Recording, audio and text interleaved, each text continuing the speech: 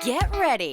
It's time for a well-deserved break, Pittsburgh, with Heather Abraham and David Highfield from the KDKA TV studios. It's Pittsburgh Today Live.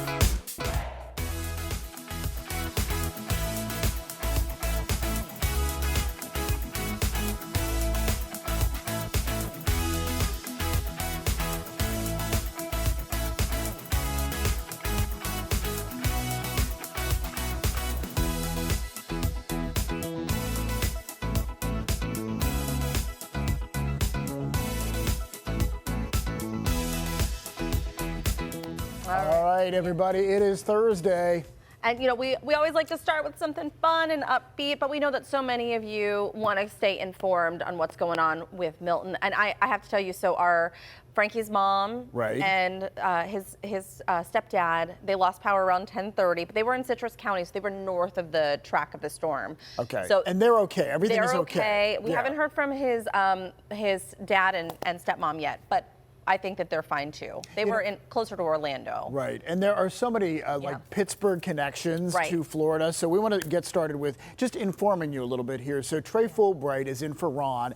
He's going to tell us where the hurricane is now, and really it has kind of moved off to the other side of Florida, right?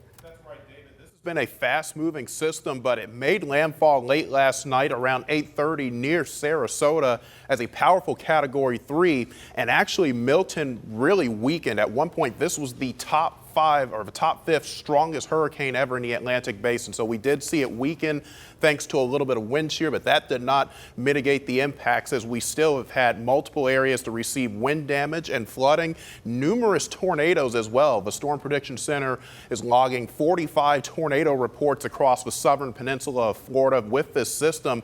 And at one point yesterday, the National Weather Service offices in Tampa, Melbourne, and Miami had a combined 126 tornado warnings active for that area. The heaviest of the rain fell just along and north of the I-4 corridor from Tampa up toward the Orlando, Daytona Beach area, with 8 to 15 inches being estimated by rainfall. And these are some of the top wind gusts with Milton: 100-mile-per-hour gusts there, and 102-mile-per-hour gust in Sarasota, 101 in St. Petersburg, and that obviously produced a lot of damage, down trees and power lines and power outages as well. But we'll send it back to you guys at the desk for a little bit more on what's up today.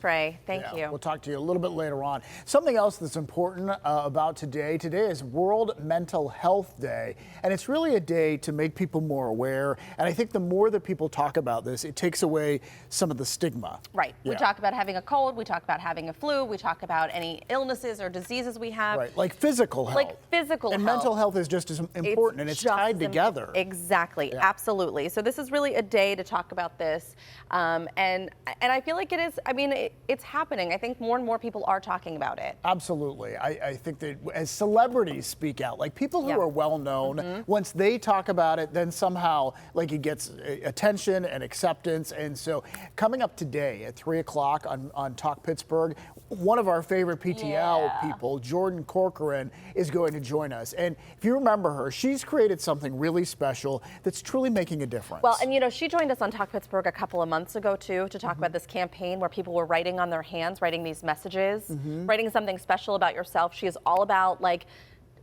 being positive about yourself, talking to yourself in a kind way, and being open and honest about what's going on with you. And all of it is okay. She's really normalizing so much of this. So she's going to talk to us about a new exhibit that's in town. A lot of people are already talking about this because it's happened in multiple different cities. So it's really cool that it's coming here. And that's going to be today at 3 o'clock on Talk Pittsburgh. Yeah, on KDKA. All right. Coming up this hour here on PTL, this is the time of year many of you head to a farm, maybe over the weekend.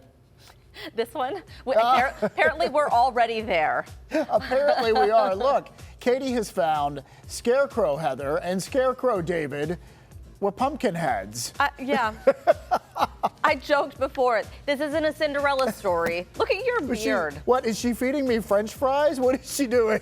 Are those French fries? Did you find French fries at 9 a.m.? I'm so jealous. Oh, I love it. You know what, Triple B, we're really honored. Like, this is so creative and so fun. So Katie's going to show us around all the other things they have going on there, and there's some really good stuff. I really wanted to try and go last weekend. Yeah. But it was just so busy last weekend and we could not make it there. But I was so excited. I wanted to go and see us in person. It's worth taking time. It really is. So we also want to let you know about something else we're doing to celebrate fall, and it's happening 1 week from today. Super excited about this. And this is really cool because, we saw for the first time this year the Oktoberfest take over Market Square and the Roberto Clemente Bridge. Right. And now we have another new festival. It's Fall Fest, and it's taking place at the Pittsburgh Playhouse, being put on by Point Park. Yeah, so we are going to be there live for the first ever one. All of Team PTL, well, Selena, Boaz, Katie, Daisy, Heather, and me. It's going to be spooky fall celebrations. You're not going to want to miss any of this. It's going to be a great time. Here's what we hear. There are spooky characters. Which we love. Yes. Kind of. Also, fall cocktails, which we love. A Monster Mash review. Which sounds good. Which we love. I think we'll love that. Well, you're going to love it. Delicious food and a ton of special surprises as well. I can't wait for it. It's going to be fun. I love this time of year. I really do. I don't like the cold that comes after it. I like the beginning of fall. And then as fall steps closer to winter, you start to think oh boy, we're in for it. So celebrate now. Celebrate That's the it point. all. And celebrate with us next Thursday. Okay, we talked about this earlier in the week on Monday, and you've been very excited about this. I kind of want to try it. You know what? I don't think I've had a regular Big Mac in 15 years. You haven't had a bad enough day. Years. Yes. But that sauce, there's something about the sauce. And so that sauce is on the new Chicken Big Mac. It launches today. Ooh. Yeah, we talked about it the other day, but today is the day it launches. Special sauce, lettuce, cheese, pickles, onions on a sesame seed bun.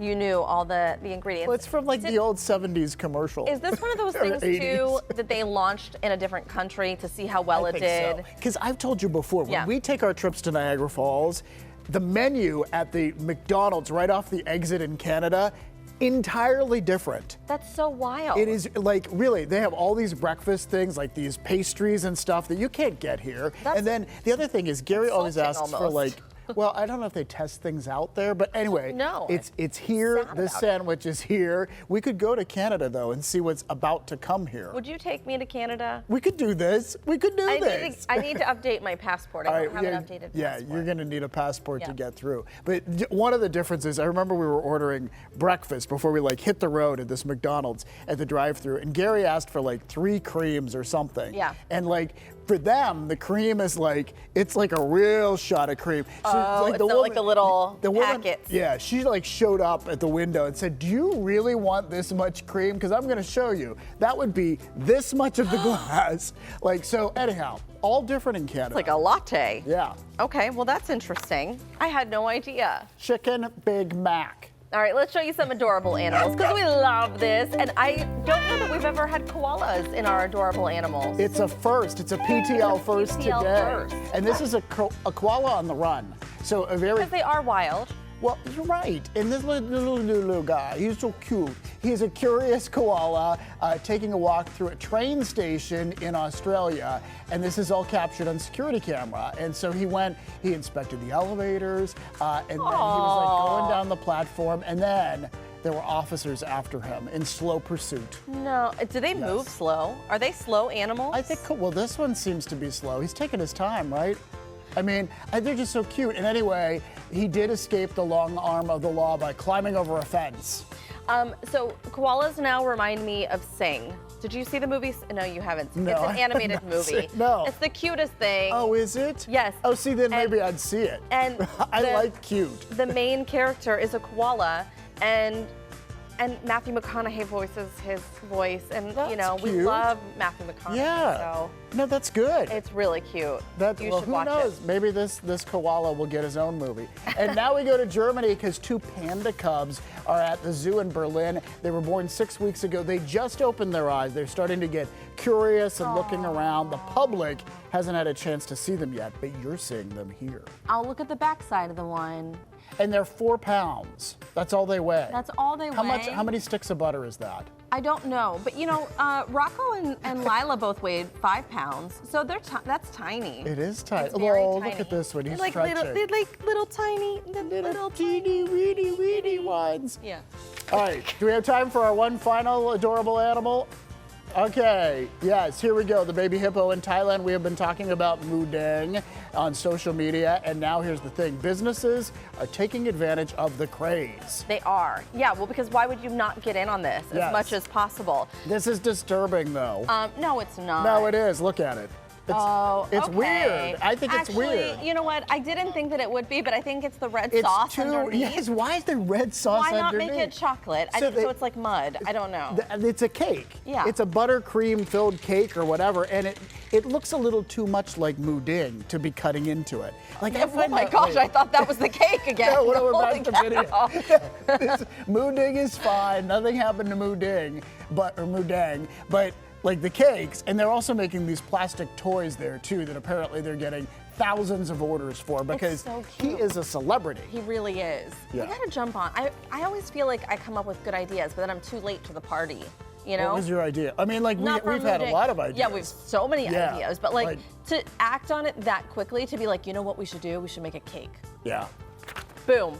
Millionaires. I don't know if they're millionaires off the cake, but it's apparently become very popular. Sick. All right, hey, tomorrow is Friday. It's our Friday free-for-all, and we want to hear from you. We want to know some questions. Post them to our Pittsburgh Today Live Facebook page. We'll answer as many as we can tomorrow. It's going to be a lot of fun.